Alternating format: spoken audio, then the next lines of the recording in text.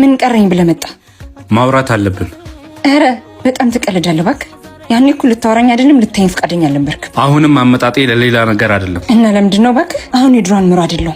አግብቻለሁ፣ ወልጃለሁ። እየመጣ ህይወቴን አትረብሽኝ። ትዳር ይኸውልሽ፣ ምንም ማለት እኔና አንቺ አብረን መቀጠል ባንችልም አንቺ ስትጎጂብኝ ግን ማየት አልፈልግም። ማለት የምን ጉዳት? ይኸውልህ እኔ ባሌ በጣም ደስተኛ አድርጎኝ ነው የምኖረው። አትሸወጂ ምሩ። ይሄ ባሌ ነው የምትይው ሰው ትላንትና ከሌላ ሴት ጋር ሲሳሳም አይቼዋለሁ። የኔ ባል አይገርምሽም? ሲያዩት እኮ ደህና ሰው ይመስላል። ምሩዬ፣ እኔ እንድትጎጂብኝ አልፈልግም። ከዚህ ሰው ራቂ በእናትሽ። እርግጠኛ ነህ እንደዚህ ሳረጋ አይተኛል? ቆይ አንተ መቼ ነው የኔ ህይወት የሚያስደስትህ? እንደዛ ሰባብረኝ ህይወቴን በጥብጠህ ሄድ። አሁን ትዳሬ መበጥበጥ ፈልገህ ነው የመጣህ? ይቅርታ በቃ አንቺ ከተውሽኝ በኋላ ምንም ህይወት እየቀናኝ አይደለም።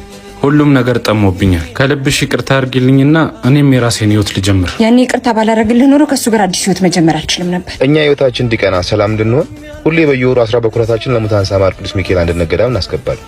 አንተም እንደዛ ብታረግ ይሻላል። በሙታንሳ ማር ቅዱስ ሚካኤል አንድነት ገዳም ያሉ አባቶች ዛሬም ወቅቱን ጠብቆ በሚፈራረቅ የበጋ ፀሐይ፣ የክረምት ዝናብና ጎርፍ እየተሰቃዩ ይገኛሉ። አባቶች ከጸሎት መልስ እርፍ የሚሉበት የበዓት ስራ እየተሰራ ይገኛል። እኛም የተጀመረውን በዓት ለማስጨረስ የድርሻችንን እንወጣ። ለማገዝ በኢትዮጵያ ንግድ ባንክ 1044 25 98 391